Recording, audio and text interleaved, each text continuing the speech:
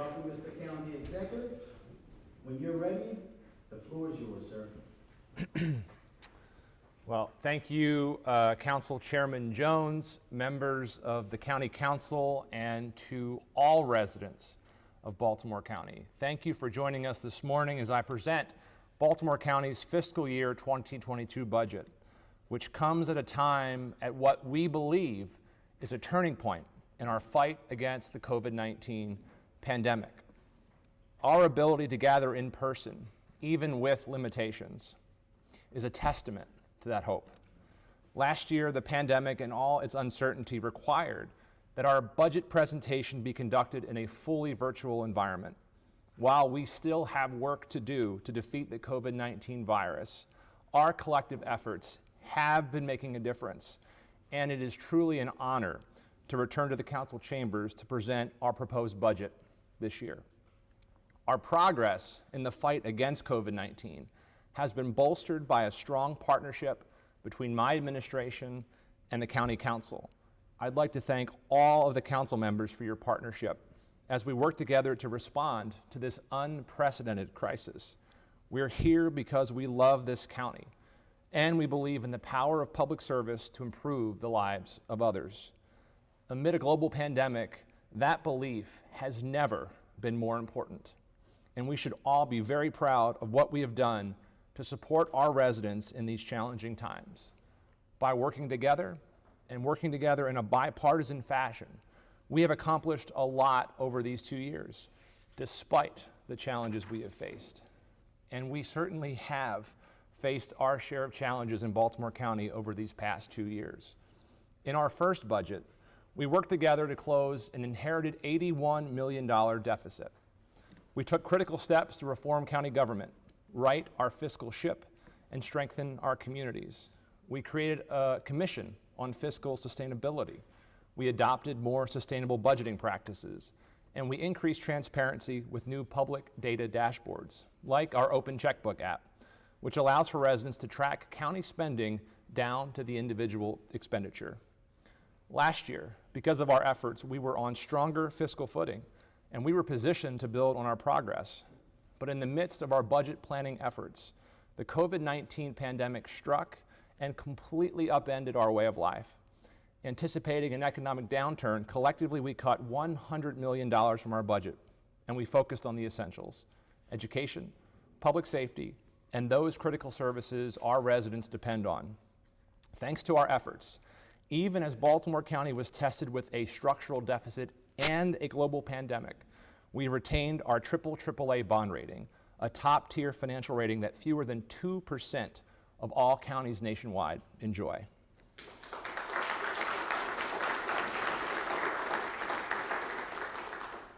And in this past year, we have seen incredible needs in our communities. Times of crisis require a bold response, so we took unprecedented actions to support our residents. I am particularly proud of our Baltimore County employees who rose to the occasion and stepped into new roles to meet that need. Indeed, since this crisis began, we have prioritized efforts to strengthen the safety net for our residents. In partnership with the Baltimore County Public School System and with support from the Maryland Food Bank, we have provided more than 16 million meals to our residents. The Baltimore County Public Library and Department of Aging also joined the effort to make sure that no resident goes hungry. Using our CARES Act funds, we created an eviction prevention program that has distributed nearly $7.5 million to help more than 1,500 families stay in their homes. One recipient was a senior who was 4 months behind in rent due to the loss of her part-time job. Another was a small business owner who had to shut her business from March to July of 2020. Even though they later returned to work, they still fell behind on rent, and we're proud to have helped them stay in their homes amid these challenging times. In the coming months, we will serve even more families in need. We've allocated another $3 million in state funding and $49 million in federal funds to help thousands of residents stay in their homes. In addition, we plan to invest in support services, including tenant counseling, legal services, and financial navigation. We've also taken steps to close the digital divide. As more people began working from home and students began virtual learning, we worked with Comcast to provide internet essentials free of cost to thousands of families across Baltimore County. In addition, we created a child subsidy program for low-income families with school-age children, as well as a similar program for our employees here in Baltimore County. Our business community also faced unprecedented challenges this year. So to support our businesses, we have awarded more than $25 million across 6 grant programs with more than 1,450 individual grants. That includes millions of dollars to support our restaurants, small businesses, and chambers of commerce. 35% of all of our business grant awards have gone to women and minority-owned businesses, far exceeding the county's goal of 15%.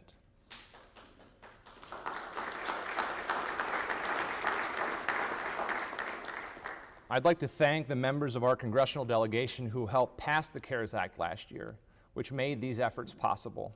Thanks to this assistance, we were able to quickly and effectively stand up operations that Baltimore County had never done before at this scale. Now, as we look forward, there's even more reason for optimism. Thanks to the Biden administration and our congressional delegation, Baltimore County will receive around $160 million as part of the American Rescue Plan. We're grateful for this investment in our communities, and we look forward to continuing our work together. In March, we established an economic recovery subcabinet and held roundtable discussions to develop a plan for allocating these funds both efficiently and effectively. Chaired by Leonard Howey, our Director of Economic and Workforce Development, and including representatives from across county government, this group is focused on how to best spend these precious dollars, focused on 3 priority areas: individuals and families, small business, and workforce recovery. The budget we present today is a result of a collaborative effort, the culmination of months of planning, community outreach, and hard work.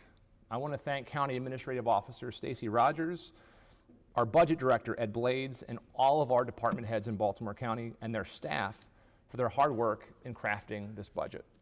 Once again, we held our trademark Town Hall series, virtually this time, engaging residents from every council district in a conversation about the needs of our communities. And throughout this pandemic, we held stakeholder roundtables with businesses, nonprofits, and community groups across Baltimore County. I want to thank everyone who shared their priorities with us. Through these conversations, we set shared priorities: continued support for education, robust investment in open space, and new innovative programs to support businesses and workers who have struggled through this crisis. Our budget advances these goals and more. In the first days of the pandemic, none of us could have foreseen the impact of the crisis or the way it would completely change our way of life. Our world was disrupted in so many ways as classrooms moved online and businesses moved to the curbside. Now, we can see the light at the end of the tunnel, and Baltimore County has consistently led the way among local jurisdictions in vaccine distribution, having been called the best-run operation in the state of Maryland and a national model. Thanks to these vaccines and the hard work of our frontline public health workers, we may soon be able to return to our normal way of life.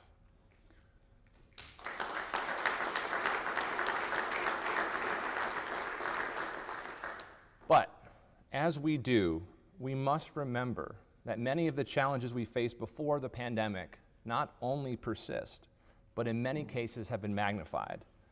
That's why we're making a concerted effort to address the disparities that have always been there. We're not just seeking to rebuild our economy, we are working to improve it. That begins with continuing our commitment to education. In our first year in office, we provided record funding for education, increasing our support for our schools with the largest year-over-year amount in the county's history. Last year, we protected those gains, even as we faced budget constraints at the onset of the economic crisis. This year, we continue making progress, striving towards our goal of a world-class educational system for every student in Baltimore County. And right now is a critical time for so many of our students and educators who've lost a year in the classroom because of COVID. Virtual learning has presented new and unique challenges for students, educators, and parents. who've had to play an even greater role in their child's education. These challenges were further complicated by a ransomware attack. But now, as we plan for our children's future and the future of our county, we have an obligation to do more. And as we gradually and safely reopen our schools for hybrid and in-person learning, it's critical that we equip our students and educators with the resources they need to stay safe and to overcome the struggles of the past year. We knew that additional resources were needed for our classrooms even before the pandemic hit, particularly in communities that have been historically disadvantaged and face some of the worst outcomes from the COVID-19 pandemic. Disparities in education lead to disparities later in life, and those disparities will be magnified by the devastation of this past year. It's up to us to bridge the gap and provide the resources that every child needs to thrive. During this year's legislative session, the Maryland General Assembly passed the Maryland Blueprint for Progress, a transformative piece of legislation that comes at a critical time. Thanks to this legislation, we'll eventually have additional resources to expand early childhood education, raise teacher pay, expand career and technical training, and provide for additional investments in the classroom. As we eagerly await this new state funding, we waste no time making progress in our schools through critical local investments. Our budget for education this year includes the single largest dollar increase over maintenance of effort in Baltimore County's history, with an additional $40 million in general funds. In total, education spending increases by more than 10%, with $192 million in new funds. These investments fulfill nearly all of the requests from the Board of Education.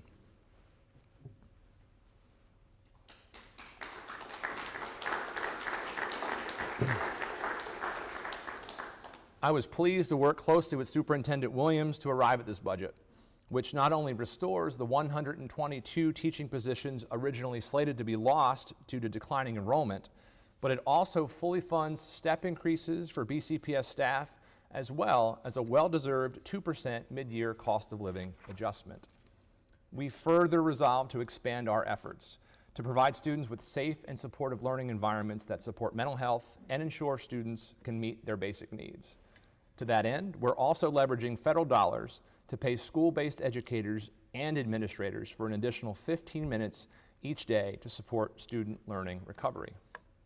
We're also leveraging these funds to increase support for the community eligibility provision, which allows our schools to offer free breakfast and lunch to all students. Further, we provide funding for new counselors and pupil personnel workers who play an essential role in the holistic wellness of our children. And we provide millions more for middle school programs and summer school efforts. The difficulties of reopening our school, and in particular restarting school sports, has shined a light on the challenge administering an athletics program. Especially this year, it has proven to be a demanding task. So our budget funds the reclassifying of athletic directors as 12-month employees, recognizing their dedication and time commitment to this work. On top of these historic investments, the school system will also receive $72 million in federal funds that are currently unallocated and can be used to further support our students and educators. We know that much of this will come as welcome news for our educators and our families, who have worked especially hard over the past year, which is why we must ensure that these critical investments can be sustained going forward, following the expiration of federal funding. Sustaining this investment will require a commitment this year from BCPS and our unions to adopt the same retiree health care modernizations already underway within Baltimore County General Government, the Baltimore County Public Library, and the Community College of Baltimore County. It will further require a commitment to implementing the findings of our ongoing partnership of an efficiency review in the years ahead. As students and educators return to the classroom, we are also reminded of the responsibility to provide every student with a school that is safe, clean, and meets their educational needs. Over the past several years, I've traveled to every corner of the county, and I've seen incredible need. Severe overcrowding, brown drinking water, and schools that are literally crumbling into the ground. As a former teacher who once taught in a trailer in disrepair, I know we have to do better. That's why during my first year in office, we committed hundreds of millions of dollars to finish the Schools for Our Future program, then turning our attention to addressing our long-term needs going forward. For 3 years, we've led the charge to pass the Built to Learn Act and modernize our school infrastructure. Fortunately, in passing the Blueprint for Maryland's Future, the state legislature also unlocked $462 million of funding under the Built to Learn Act, which allows us to complete the Schools for Our Future program and begin laying the groundwork for developing and implementing a long-term plan to improve our high schools. This year, we're putting forward $67 million for the construction of a new Lansdowne High School. Our budget also proposes significant funding for 4 of our elementary schools, including replacements for Red House Run, Deer Park, and Summit Park elementary schools, as well as a major renovation and addition at Scotts Branch Elementary School. In addition, in the Southeast, our budget proposes $1.5 million to design an addition for Dundalk High School. Our proposed budget ensures that every school in Baltimore County has air conditioning, completing a years-long effort to modernize our schools. As we continue developing our multi-year improvement plan for all schools, we will ensure that every student and every educator has a school that meets their needs and affirms their dignity. I'm fully committed to meeting all of the needs of our communities in a fair and equitable fashion, ensuring that no child and no school community is left behind. Through this process, we've affirmed the need to improve our schools in the county's central region, and we have identified additional needs in the southeastern and northeastern regions. We remain committed to meeting those needs, and our budget includes feasibility funds to identify the best way forward to improve those schools in these communities. Now is a pivotal moment for the children and the future of Baltimore County. We're proud to provide these unprecedented funds for our schools to make the historic and transformational investments we need. But education doesn't end in 12th grade, and in these challenging times, it becomes even more important to invest in higher education and workforce development. As our residents seek to start their careers or perhaps embark on new ones, we will continue doing all that we can to break down the barriers to opportunity, including expanding access to the Community College of Baltimore County. Since taking office, and in partnership with Dr. Sandra Curtinitis, we have made unprecedented progress on that access agenda. This year continues that trend. For the 3rd year in a row, our budget proposes freezing in-county tuition, in addition to once again expanding the College Promise Scholarship Program, which provides free community college to another 500 of our students. We're also working with CCBC to expand early college access for high school students looking for a head start on their college education. We're also working to expand their P-TECH programs, a partnership with BCPS and local businesses that helps ensure high school students get their diploma and associate degree within 6 years at no cost to students.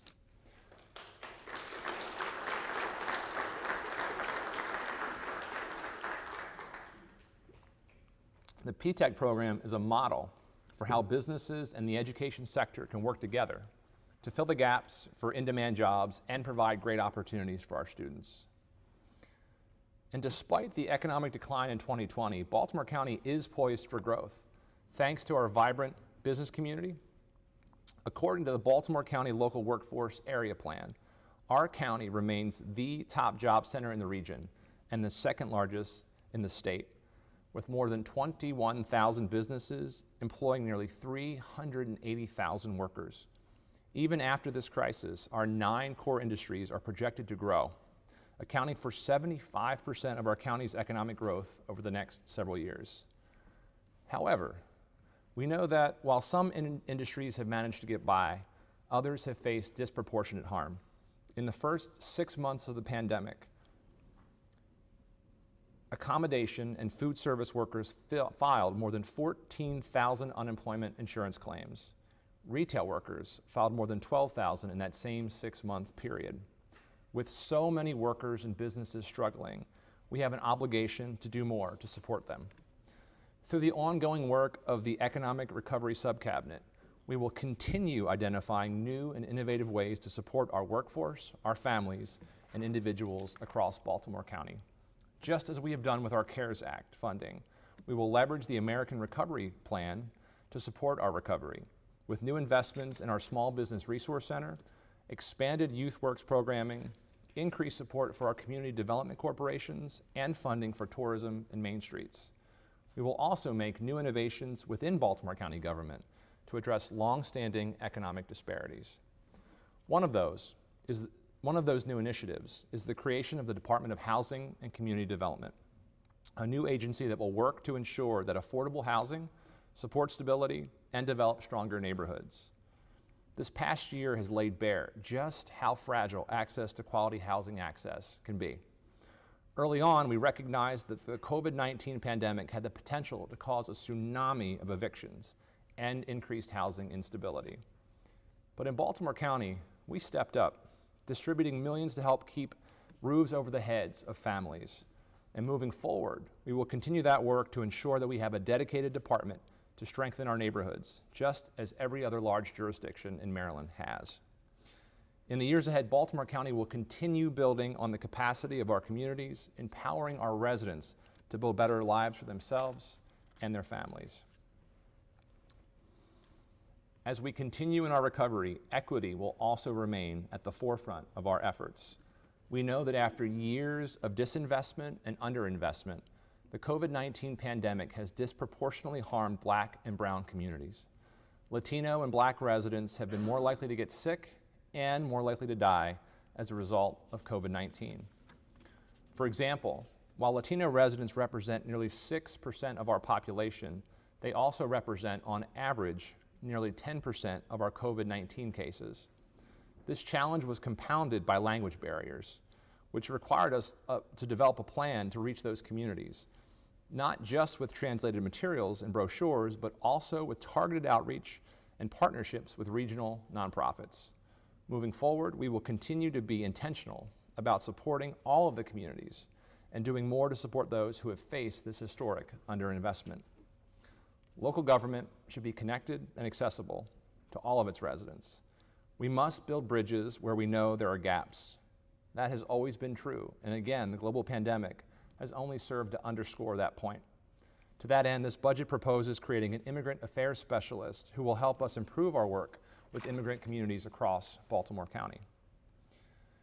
And recently, our administration released the results of a study that analyzed the county's contracting practices in the years before I took office.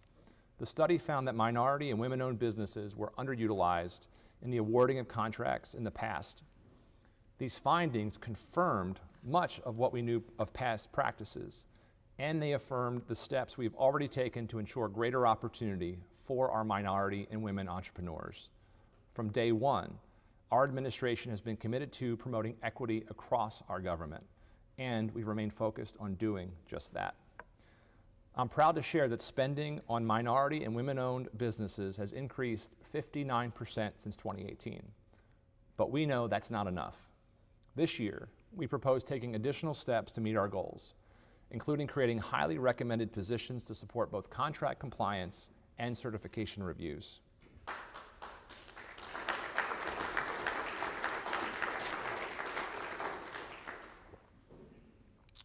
Baltimore County residents deserve safe, healthy communities. A year ago, Police Chief Melissa Hyatt began implementing a new public safety plan, which includes using targeted crime prevention efforts in hotspots and using data analysis to improve policing strategies. That plan is beginning to bring results, with crime declining in most categories, thanks to the hard work of our law enforcement officials. However, we must remain vigilant in our work to keep our communities safe, and we will continue to do all that we can to curb crime. That includes continuing our work with the Organized Crime Drug Enforcement Task Force, expanding access to behavioral and mental health services, and making upstream investments in our communities. Last year, amid a national call to ensure equitable policing in every community, we took unprecedented steps to reform policing in Baltimore County, making our police department more transparent and accountable to the people it's sworn to protect. With the bipartisan Smart Policing Act, we banned chokeholds, required additional de-escalation and implicit bias training, and prevented officers with prior records of misconduct from serving in our department. In addition, we are increasing transparency in the police department with the county's first body-worn camera policy, as well as new data dashboards that tracks use of force by and complaints against law enforcement officers. This year, we propose new investments to continue our work towards more accountable policing. We've seen in Baltimore County that body-worn cameras serve an important purpose, elevating transparency in our police department. This year, we will finish the job and outfit the entire department. In addition, we propose funding an expansion of the Internal Affairs Office to further increase transparency and accountability within our police department. I want to be very clear. Our police officers put their lives on the line to keep our community safe. I am confident that the reforms we've enacted will make a great police department even better.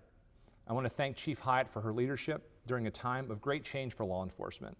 And I want to thank all of the men and women of the Baltimore County Police Department for their hard work and dedication to keeping all of our communities safe.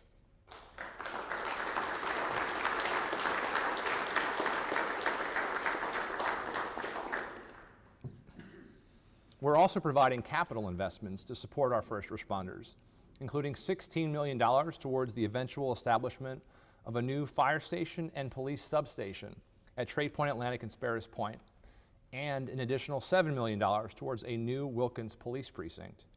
In addition, we're providing $1 million for land acquisition for a new career fire station in Catonsville. Within the fire department, we're also proposing a community outreach position to engage residents and businesses to help prevent fires at our homes and businesses.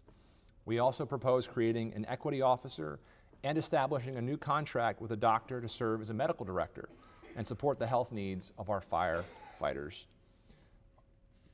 Our proposed budget also provides $1.5 million more towards the volunteer fire department's revolving loan fund. And we will continue our commitment to providing a second set of turnout gear and commercial grade washers in each station with $4.5 million in capital funding.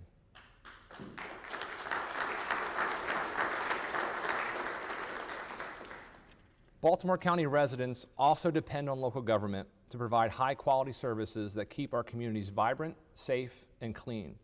We're proud to propose new ideas and funds to continue that work and do even more for our residents.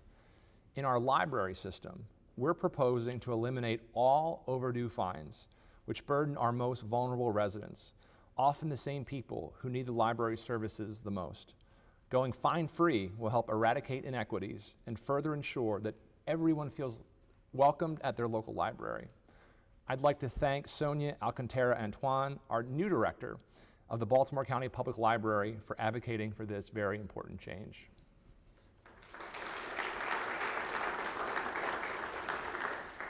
In our Department of Aging, we're proposing new investments to support new senior centers and all of our seniors, including funds to begin the process of creating a new senior center in northern Baltimore County, ensuring our North County seniors have a dedicated space and expanded access to services. We also propose funding significant and long-needed expansions to the Woodlawn Senior Center and parking expansions to both our Cockeysville and Fleming Senior Center locations. Per the recommendations of our Code Enforcement Work Group, we propose funding for 6 additional code enforcement inspectors, in addition to proposing a new revolving fund to address neglected properties in our neighborhoods. These investments are the bread and butter of local government, and they are fundamental to a neighborhood's quality of life.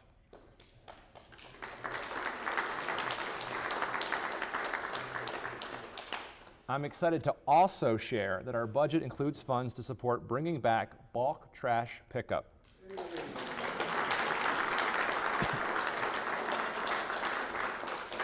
Which we know so many residents and council members have been calling for. We expect the program to be online in early 2022. In so many ways, we're taking bold actions to move Baltimore County forward. When it comes to laying the groundwork for a sustainable future, we're also leaving no stone unturned. For the first time, the county is working on a climate action plan and a greenhouse gas inventory. We're partnering with BG&E to install electric vehicle charging stations on county property, and we're converting methane gas from the Eastern Sanitary Landfill to renewable energy. In addition, we restarted our glass recycling program, fulfilling a promise of last year's budget. This year, we're continuing our work to advance sustainability with new and innovative programs. Our proposed budget includes $2.4 million for tree planting and maintenance, including $400,000 for a tree equity program, as well as $250,000 for green infrastructure programs and $500,000 for phase 2 of our climate action plan. This year's budget also proposes to double our investment in our high-performance home and energy conservation tax credits, which have been so successful there's now a significant backlog. By investing more in these tax credits, more residents will have access to the credits they deserve, and we can encourage even more green investment in Baltimore County.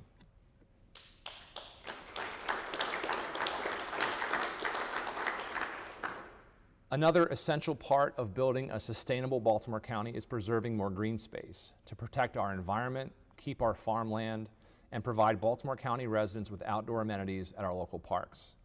Our capital budget includes a record $75 million for recreation and parks.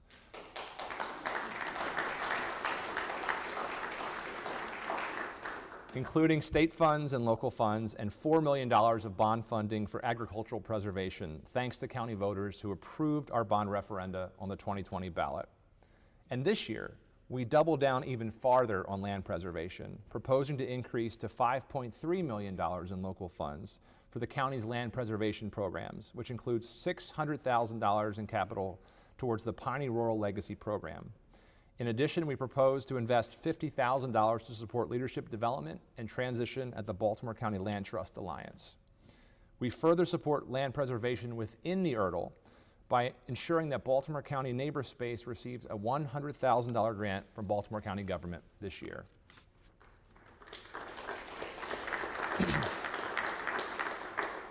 As we continue developing a new master plan for the entirety of our county's park system, we will prioritize equity so that every community in Baltimore County can enjoy a local park.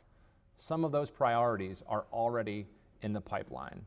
Last year, the county acquired a 7.7-acre property to create a new park at Greens Lane, adjacent to the Randallstown Community Center.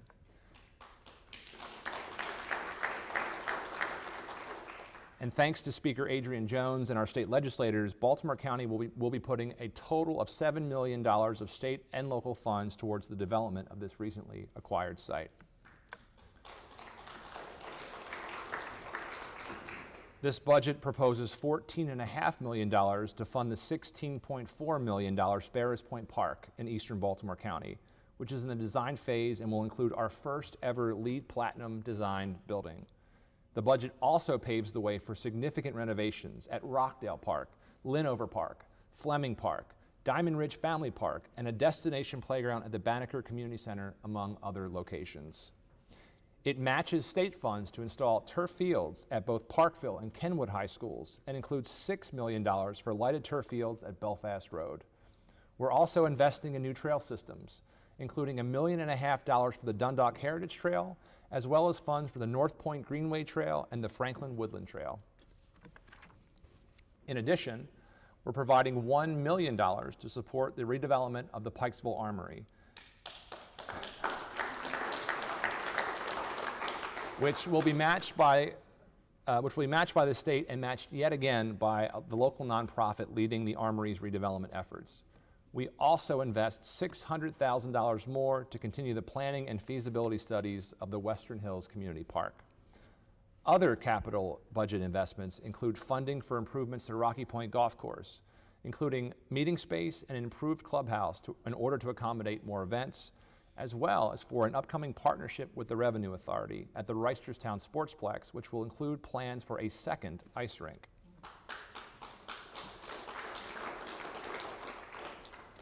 Parks and recreational opportunities are critical for vibrant communities. The same is true for our ability to move around.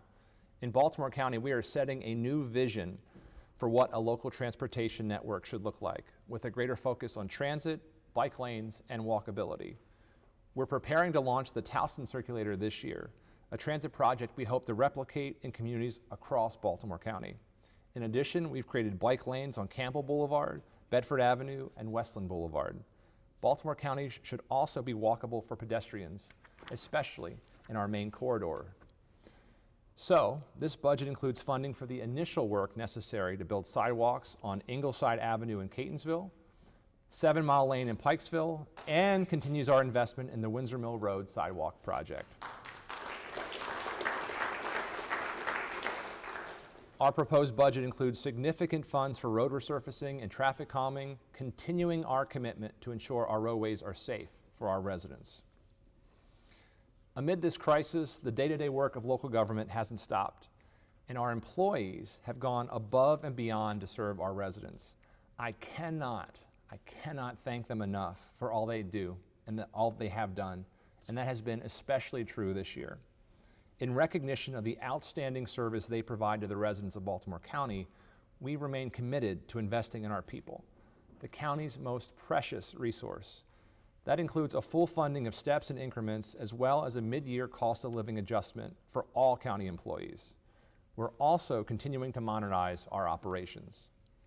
I learned from one employee, for example, that some members of our team still do not have government email accounts, leaving them out of the loop and feeling disconnected from their colleagues.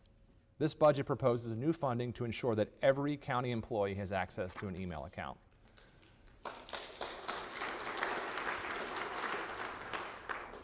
In my first budget 2 years ago, we laid out a plan to replenish and bolster our fund that pays for retiree health care and life insurance benefits, which was drained in prior years and was heading towards insolvency. This year, I'm proud to report that we are ahead of schedule in restoring that fund with a $70 million contribution, double what we included in last year's initial budget. In addition, we're providing new resources to support our employees, including expanding our tuition reimbursement program to non-merit employees, granting non-merit employees with 3 personal days, and providing eligible employees with the option to obtain a certified public manager certificate.